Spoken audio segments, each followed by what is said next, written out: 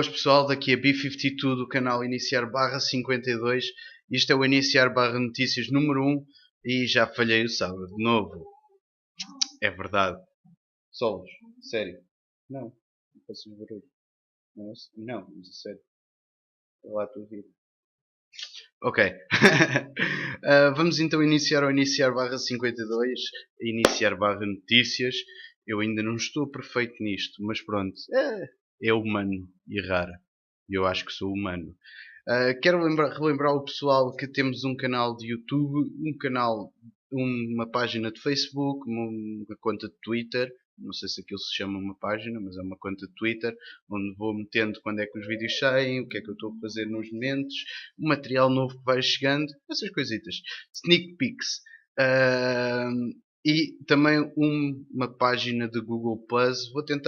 Vou experimentar fazer uma daquelas barrinhas aqui para meter aqui por baixo com os links clicáveis, essas coisas todas. Deixem likes nos vídeos, visualizações, essas coisas todas, subscrevam, ajuda-nos imenso e vamos então dar o pontapé de saída, sempre que hoje há bola, pontapé de saída faz sentido. Então e arrancamos com a notícia desta semana, que é a principal notícia desta semana, pelo menos daquilo que eu vi. DirectX 12 está aí à porta. Há uma primeira performance preview, ou seja, o primeiro olhar da performance que que o DirectX 12 vai trazer com o Windows 10, porque o DirectX 12 só vai estar disponível para quem tiver Windows 10, portanto Windows 8.1, Windows 7, se vocês quiserem se manter no Windows 7, não vão ter o DirectX 12.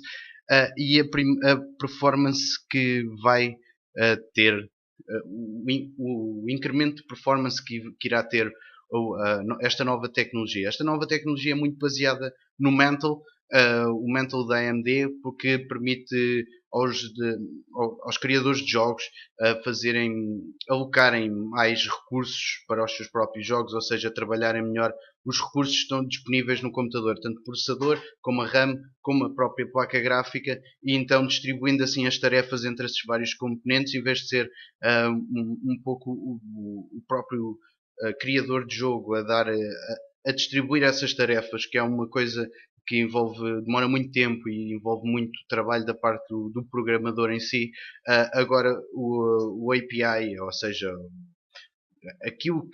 a ferramenta que os criadores usam para usar o DirectX 12 vai já ter isso incorporado, disponível. Vai ser muito mais fácil para os criadores usarem essa ferramenta e trazer-nos jogos muito melhores, muito mais optimizados, muito mais rápidos, mantendo assim os nossos componentes ativos por mais tempo e poupando-nos um dinheiro. E porque não, se vamos poupar algum dinheiro com esta nova tecnologia, metê-lo em jogos bons, jogos melhores.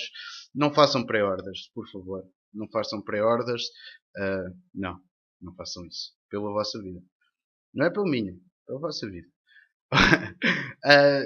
Para dizer também que as placas gráficas que vão receber esta nova tecnologia serão as AMD GCN 1.2, ou seja, as 285.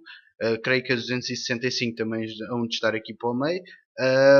As 290 e as 260, as 7000 e as 200, ou seja, todas as outras restantes, ou seja, porque diferem um bocadinho em termos de tecnologia utilizada, sendo que as 7000 e as 200, algumas 7000 foram usadas realmente para ser algumas 200, ou seja, a 280 e a 280X são 7970 e 7950, é o mesmo chip, é a mesma tecnologia, e são usadas e vão ter suporte para o DirectX 12. Do lado da Nvidia, as 900, as 700, 600, 400 e 500.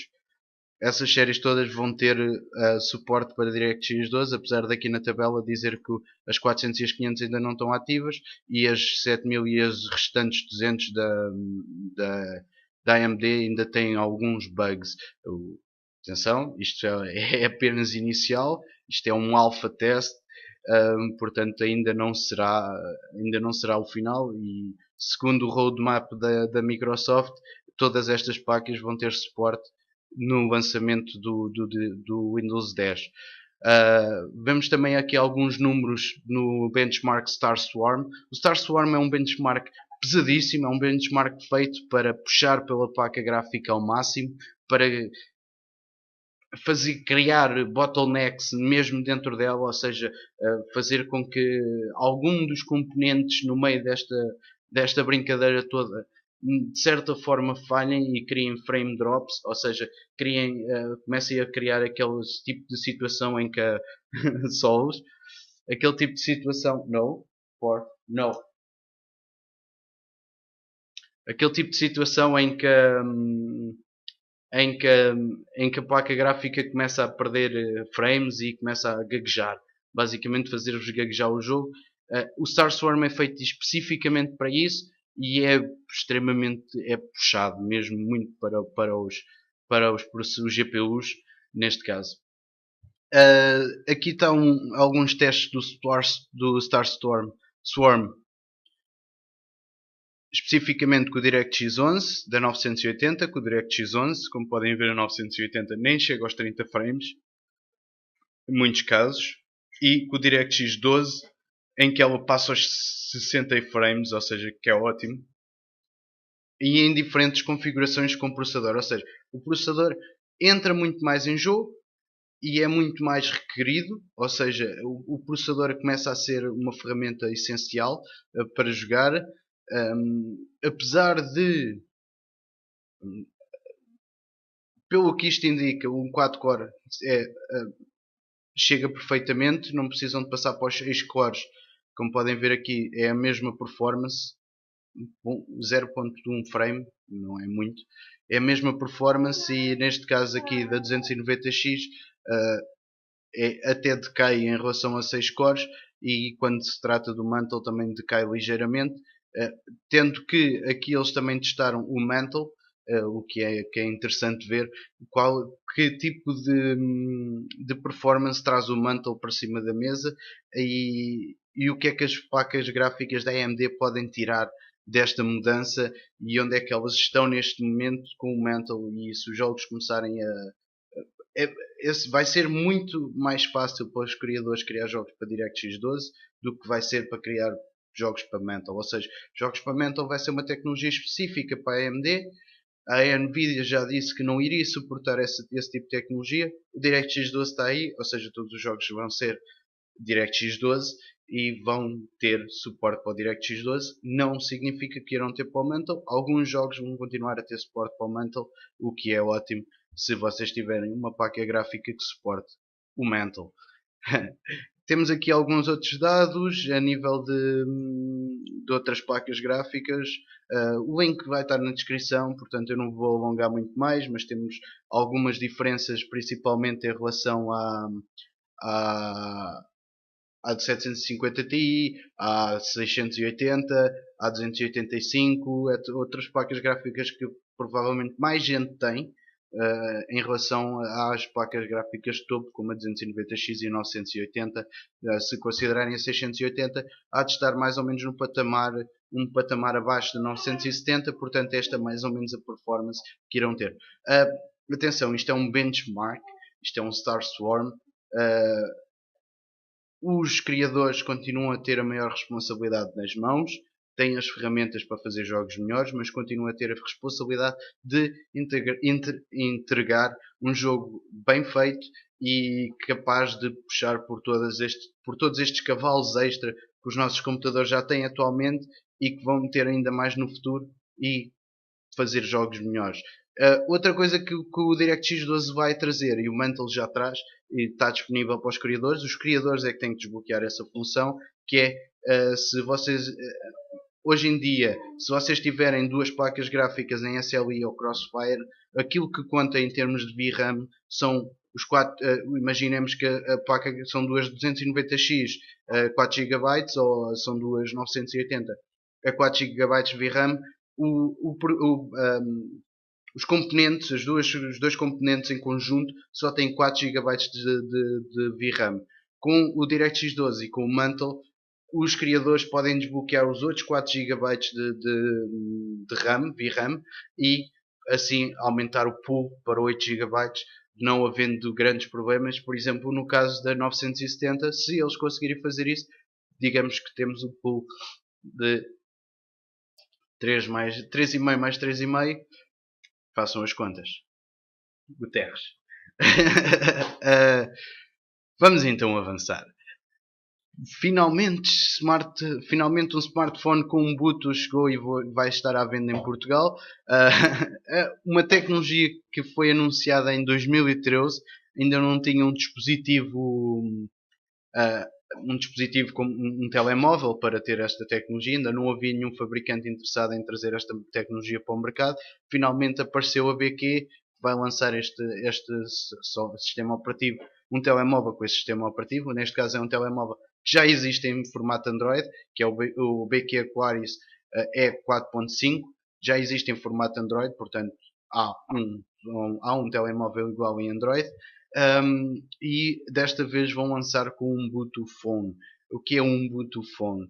O Ubuntu Phone é outro sistema operativo ligeiramente diferente do Android, com a mesma base, ou seja, são ambos baseados em Linux. O Ubuntu é também um sistema operativo para o computador. É um sistema operativo gratuito, um sistema operativo que já tem suporte para o Steam, por exemplo, com alguns jogos, a biblioteca de jogos que o Steam tem disponível para Linux, já lá está, e agora vem para o telemóvel. Na altura em que foi anunciado, eles propunham e na altura em que foi anunciado, eles inclusive tentaram fazer uma campanha para angariar fundos para construir um telemóvel muito bom, e essa campanha falhou. Era um telemóvel que ia ser fantástico, mas a campanha falhou.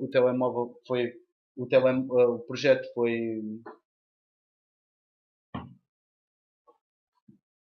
o Ubuntu Phone há de ser uma nova alternativa ao Android, ao Windows Phone e ao iOS da Apple. Trará pequenas coisas, vai ser um sistema operativo muito mais integrado, ou seja, tem uma tecnologia chamada de Scopes. Estes Scopes basicamente são aplicações integradas dentro de uma aplicação maior, dentro do próprio sistema operativo. Portanto, imaginemos que vocês têm Spotify, em vez de irem à aplicação Spotify, ligam a aplicação Spotify ao Scopes, e o Scopes trará todas as vossas músicas que têm no Spotify para dentro da sua própria aplicação e fará a gestão dessas músicas dentro de si próprio, ou seja, trazendo uma integração ainda maior para dentro do OS, sem ter que andar a usar aplicações externas. Eles tinham um projeto interessante, que era basicamente a situação de ligar o vosso telemóvel a uma dock, a um rato, a um teclado e a um monitor, e usarem o telemóvel como se fosse um computador, ou seja, o hardware é muito parecido, como se fosse um computador, mas em ambiente Ubuntu, ou seja, basicamente como o sistema operativo Ubuntu existe nos computadores. Esse projeto, pelos vistos, nunca mais ninguém ouviu falar nele, e era realmente o ponto de venda deste Ubuntu Phone. Entretanto desapareceu, ficou o Ubuntu Phone normal para trás, que eu considero menos interessante, mas continua a ter os seus pontos de interesse, principalmente por ser indie, open source, completamente open source. Eu aprendendo um bocadinho de linguagem de programação, poderei alterar a qualquer momento o meu sistema operativo, o que é muito interessante. E depois tem outra coisa muito interessante, que é o sistema de funcionamento do próprio sistema operativo. Eles chamam-lhe o sistema Edges, ou seja, em vez de ter botões como vocês têm no Android cá em baixo, o botão de home screen, o botão das aplicações e o botão para voltar atrás, eles funcionam de maneira diferente. Ou seja, vamos imaginar que esta motherboard, sim, vamos fazer o teste de um telemóvel, uma motherboard. Vamos imaginar que esta motherboard é o telemóvel, o ecrã do telemóvel. Imaginemos que as aplicações vão estar aqui neste caso na vossa esquerda, na minha direita, vão estar aqui neste lado do ecrã. Vocês puxam para dentro, aparecerá uma barra com as vossas aplicações, vai ser o vosso App Launcher, ou seja, vocês puxam para a direita, para a vossa direita, e depois escolhem a aplicação que querem usar. puxam para baixo para ver as notificações, puxam e ficam a carregar e podem alterar os settings do vosso telemóvel num género de Quick Launcher, como no Android, mas é muito mais simples, muito mais rápido e eficaz. Podem alterar os vários settings se puxarem para a esquerda e para a direita, vão-vos aparecer vários menus. Para a esquerda vão aparecer todas as outras aplicações que vocês têm abertas em background, ou seja, basicamente como virar a folha de um caderno ou de um livro, e para cima vão fechar permanentemente a aplicação, ou seja, não se vão preocupar mais, a aplicação não vai ficar no menu da vossa direita, vai desaparecer completamente, vão ter que voltar a abrir no App Launcher.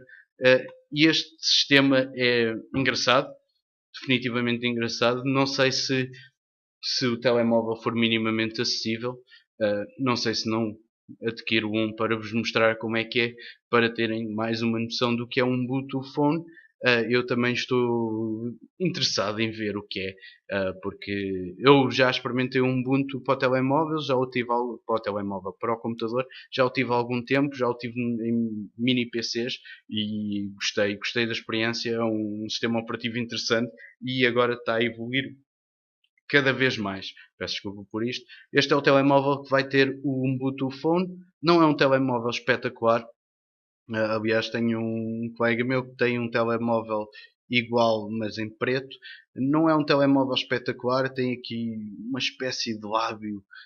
Onde acaba o branco e começa o preto, tem uma espécie de lábio um bocado aqui nesta zona, um bocado estranho a agarrar, mas pronto, é um telemóvel minimalista, um telemóvel minimamente bonito e interessante, não tem grandes capacidades muito por aí além, tem um ecrã IPS, tem Dragon Trail Display, seja o que isto for, acho que é muito parecido com os displays do Sony Xperia, uma bateria razoável, não tem nada por aí além, câmera digital de 8 megapixels e uma câmera para selfies de 5 megapixels, ou seja, selfies. Toda a gente gosta de selfies, eu inclusive. E depois podem meter uma capazinha engraçada Dual Case, por exemplo, 16,90€. São caros. Vamos avançar. Tinha aqui também uma alternativa para vos mostrar, que é o Firefox OS. Não sei se sabem o que é. O Firefox OS é mais uma alternativa ao Android, ao Windows Phone, ao iOS, ao Ubuntu Phone, ao Symbian, e existe para alguns dispositivos, é basicamente para dispositivos mais baratos, é basicamente o Firefox com aplicações por cima. E está feita a explicação. Obrigado. Avancemos então. E virando isto tudo do avesso, está aqui uma pequena review do Gigabyte Brix S. O Gigabyte Brix S, o que é o Gigabyte Brix S? O Gigabyte Brix S é basicamente um competidor, não sei, do Intel NUC. O Intel NUC é um sistema, um computador muito pequeno, mesmo muito pequeno, e que está disponível em versão barebone, ou seja, vocês fornecem o vosso disco, a vossa RAM, e eles fornecem a motherboard, o processador, o sistema de cooling e a caixinha, porque aquilo realmente é uma caixita de plástico muito pequena. Eles fornecem essas coisas todas e vocês fornecem a RAM e o disco. E provavelmente um monitor, um teclado e um rato. Também convém. Vocês podem sempre agarrar e meter lá numa parede. Não é assim tão bonito e estético, mas podem. O que é que este BRICS tem de bom? O que é que este BRICS tem que nos interessa? Este BRICS basicamente tem o primeiro processador Broadwell disponível no mercado. Ou seja, o processador Broadwell é a nova versão de processadores da Intel, onde existiam basicamente a geração 5, quando existem os Haswell, os 40 os 4790K, 4770K, por aí adiante, ou seja, a série 4000, a série 3000, que seriam os Sandy Bridge e os Ivy Bridge, a versão, eu creio que não houve, a versão 2000, creio que houve versão 2000, e a versão até ao 1000, não creio que tenha havido versão 1000. Talvez esteja enganado. Vocês depois dizem-me se estou enganado ou não. Agora de cabeça não me lembro.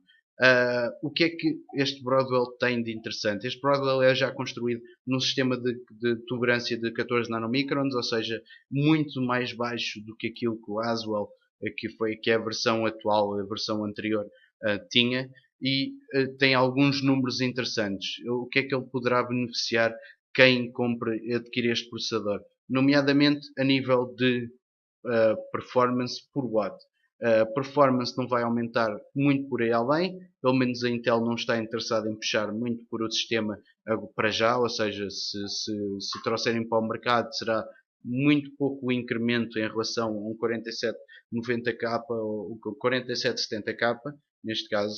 Eles provavelmente trarão o 5770K, já estou, isto já é adivinhação, não tenho nada que me diga que isto vai acontecer ou não, e trará mais performance, já trará o HD Graphics 5500, ou seja, um novo chipset gráfico da Intel, que beneficiará muito do DirectX 12, ou seja, imaginem que vocês têm uma placa gráfica, têm o chipset gráfico da Intel há mesmo no processador, que a maior parte de vocês têm, ou seja, do Intel i3 ao i5, todos têm um chipset gráfico, só para cima na plataforma 1150, na plataforma 2011-3 já não há chipset gráfico, ou seja, já não há essa possibilidade, mas neste caso na plataforma de consumidor, por assim dizer, 1150, 1155, há chipset gráfico e beneficiará muito da performance extra que trará os novos, basicamente o novo DirectX 12. Isto é basicamente o interior desta caixinha. Vocês metem a vossa própria RAM, neste caso as pessoas escolheram uma HyperX Impact, tem uma entrada M.2 ou uma M-SATA, pois uma microSATA, neste caso não é uma M.2, e vocês podem assim usar este microcomputador. Também podem meter um disco normal, podem meter uma microSATA, um disco normal, é como vocês quiserem. É para isso que serve um barebone, exceto que não podem escolher motherboard e o processador já lá vem dentro, portanto vem soldado, vocês não podem mudá-lo. Tem algumas coisas a favor e contra. Aquilo que eu tenho a dizer sobre isto, é engraçado ver realmente a performance deste novo processador, que isto é realmente uma coisinha muito pequena, já disponível, ou seja, também é uma tecnologia nova, é bom ver estas coisas, mas tenho uma crítica maior, não gostava que vocês olhassem para isto objetivamente. Eu não estou a defender nem Intel, nem a AMD. Isto é um Intel, eu ali dentro tenho um AMD. Gostava de ter um i7, mas só tive dinheiro para comprar um AMD. Ou seja, tive que escolher entre o meu orçamento aquilo que mais se adequava a mim. Não sou fanboy de nenhuma das duas. Não quero saber, sinceramente, se a Intel faz isto ou aquilo. Não tenho interesse nenhum. Ou se a AMD faz isto ou aquilo. Eu quero componentes bons, a um preço acessível, o melhor, e arranjar o melhor que consiga para mim, para resolver os meus próprios problemas. Os problemas da Intel e da AMD são problemas da Intel e da AMD. Aquilo que tenho contra este artigo é o mau jornalismo aqui efetuado. Se vocês virem aqui, primeiro o Cinebench 11.5, o Cinebench já provou que estava a beneficiar a Intel em todos os seus benchmark. Ou seja, as pessoas continuam a usar o Cinebench, apesar de ser uma boa ferramenta de benchmarking para quem usa o cinema 4D. Não é o caso deste computador. Se vocês estão a usar o Cinema 4D que é um software para fazer renders 3D Neste tipo de computador são loucos. Isto pede muito, ou seja, é uma loucura. Para além disso, de continuarem a usar o Cinebench como benchmark, e um benchmark bom, há aqui alguma coisa estranha. Estamos a falar da nova tecnologia da Intel. O Intel i7 5500U é um Broadwell, é um processador novo, acabou de sair da fábrica, foi entregue a Gigabyte e a Gigabyte meteu dentro desta caixinha. Mandaram esta caixinha para a PC Perspective.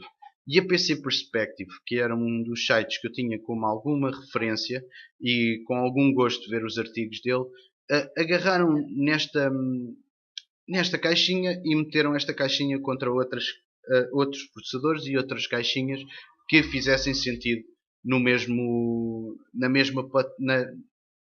patamar de performance. Ou seja, agarraram na BRICS, nesta caixinha BRICS S, com o 5500U, Broadwell, meteram-na contra o Intel NUC com o 5425, Haswell, e meteram-no contra um Core i7 4250. Esta também será uma 4250, então o Core i5 4250U, ou seja, repetição do mesmo processador, não sei porque é que está aqui duas vezes, e meteram-no contra o AMD A4 5000 Kabini. Não entendi. Não entendi porquê. O A4 5000 Kabini é o processador mais barato que a plataforma FM2 tem. Para não falar que é o processador de há 2 gerações atrás, ou seja, o processador mais novo da Intel chega ao mercado e vamos meter contra o processador, um processador assim velhote da AMD e mostrar que realmente este processador novo da Intel rebentou com o AMD. Como se diz em Portugal, rebentou-lhe com o cagueiro. É basicamente comparar, é como se houvesse um torneio interempresas, duas empresas da mesma área, convidassem os jogadores da empresa A para ir fazer um jogo, os jogadores jovens e possantes para ir fazer um jogo, e convidassem os velhotes da empresa B, enquanto os velhotes não estavam sem desenrascar, gritavam para eles: vocês são um péssimo exemplo da vossa empresa. Ou seja, em vez de compararem bananas com bananas, foram comparar bananas com nozes. Bananas são melhores do que nozes. Vocês ficam com a ideia que as bananas são realmente melhores do que nozes. Ou seja, perpetua-se, Intel é melhor do que a AMD. Perpetua-se este preconceito contra a AMD que não faz bem ao mercado, que não faz bem a ninguém. Ou seja, a competição não está lá, a Intel não sente a necessidade de baixar os preços para competir com a AMD, porque a AMD é constantemente mandada abaixo por artigos como estes, que são puramente de mau jornalismo. Não tem a ver com a Intel, não tem a ver com a AMD. Eu quero competição entre as duas empresas, quero que a AMD obrigue a Intel a baixar os seus preços, porque a Intel está a cobrar um prémio enorme por os seus próprios processadores. Se vocês compararem os processadores da Intel e da AMD na mesma, como o meu, no mesmo local em termos de preço, ou seja, vamos falar dos 150 euros para os 130, 120 euros, vocês do Intel vão encontrar um Core i3, vocês da AMD vão encontrar um octa-core FX 8320. Não faz sentido. Não faz sentido. Aqui pelo menos, porque a Intel tem realmente esta situação do i5, o i5 é realmente rápido, mas aqui pelo menos talvez a AMD aumentasse um bocadinho os seus preços, 83,20, um primeiro i5 na mesma zona de preço, e aí já fazia muito mais sentido. Mas como não há competição, a Intel pode-vos cobrar exatamente aquilo que lhes apetecer pelos processadores, porque vocês vão continuar a ver estas reviews e a ver que os processadores Intel são realmente muito bons. Porque é que não compararam este 5500U contra o 7850K? O A10 7850K, que é da última geração, que é realmente rápido, tem um APU espetacular. Porquê? Porque o 7850 é um processador completamente diferente e rebentava completamente com o 5500U. Vejam só que o ADS 5800K, de há 2 gerações atrás, está-se a manter ela por ela com este Broadwell.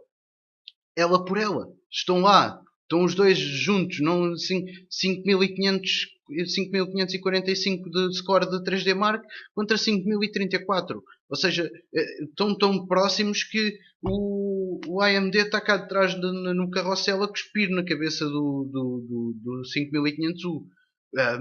Não faz sentido nenhum. Isto são há 2 gerações atrás. Imaginem o que é que seriam benchmarks feitos agora com a geração atual. Solos, não.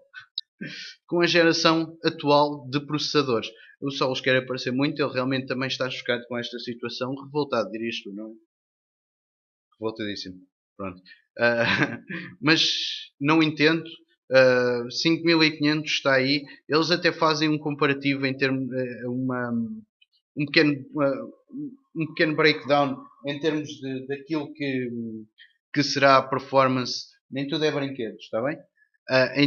Aquilo que será o preço de cada componente dentro deste sistema é um sistema muito caro, um sistema que eu não percebo em que tipo de mercado é que entra, quem é que são as pessoas que vão comprar isto, mas é um sistema que fica por $757, em que o processador e a motherboard custam 509.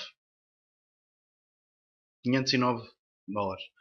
E fica ela por ela com um processador de 100 euros, para aí, 100 euros de 100 euros de preço da AMD, ela por ela. O 5800K, se vocês meterem um 7850K, tem uma performance muito melhor e custa-vos 130 euros um processador.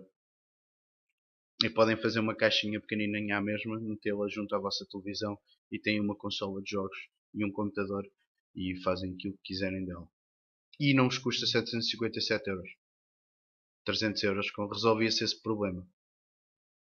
Não entendo onde é que isto entra.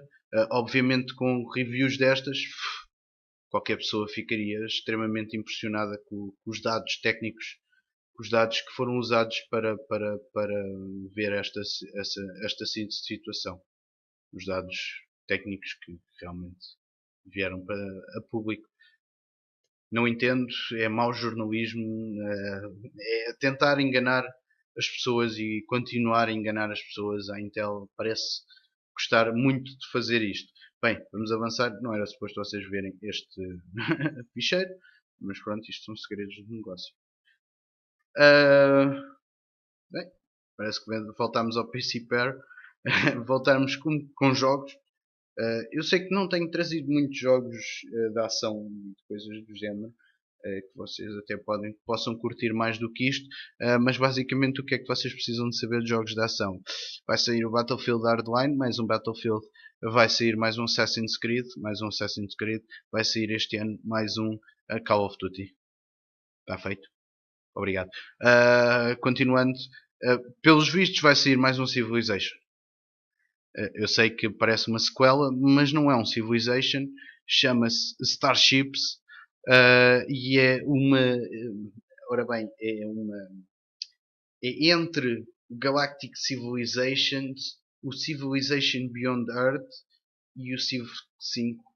É muito interessante. Estão aqui os primeiros screenshots e pá, sim, eu cá agrada-me esta situação. Está aqui um vídeo também da apresentação com o Sid Meier, o criador da série Civilization, e pá, vai ser um jogo. Apanha-me lá, eu estou lá. A minha Starship vai se chamar. Estou agora aqui a inventar um nome. SSM Rock in Your Butt. Vai ser espetacular. Por esta semana é tudo. Foi uma semana muito calma no hardware. O único hardware que havia foi 5500U. É fim do ano da China, portanto para tudo. Fim do ano da China. Eu tinha mais uma coisinha para aqui para mostrar, mas é um rumor. Eu tenho medo de vos mostrar por ser um rumor. mas se vier-se a confirmar, é um rumor muito bom. E disto sim, já admito ser um bocadinho de fanboy em relação a esta situação. Isto foi postado no fórum online no Stack Tips. Não está disponível cá fora, portanto vamos assumir que é só um rumor, mas basicamente mostra um documento, parece ter sido enviado à Sony, neste caso à Sony, de um futuro Nexus, talvez um Nexus 4.3, ou um novo Nexus 4, basicamente baseado no Xperia. Vai ser uma mistura de Xperia Compact com o Xperia Z3. Parece muito interessante. Eu cá admito ser um bocadinho de fanboy em relação aos telemóveis da Sony. Admito essa essa situação. Não quer dizer que vá completamente destroçar todos os outros telemóveis, porque eu sei que há telemóveis melhores, mas para mim, eu gosto pessoalmente dos Xperia. E é isto. Isto é um rumor. Não tem nada de interessante aqui. Tenho 3780 mAh de bateria, o que já é uma boa bateria. Talvez o Snapdragon 810, mas parece está aqui a dizer que pode causar algum sobreaquecimento num dispositivo como este. Um ecrã de 4.3 de aspect ratio 16:10. Se vocês olharem para o vosso monitor neste momento, há de ser um 16:9. 16:10 é adicionar um bocadinho mais ao lado e fica assim um bocado estranho. Parece que é mais gordo. Basicamente é isso. Parece simplesmente que é mais gordo. Foi tudo por esta semana. Espero que tenham gostado. Subscrevam, deixem comentários. Aí eu prometo que não vou alterar o baião. Eu gosto do baião. E até para a semana.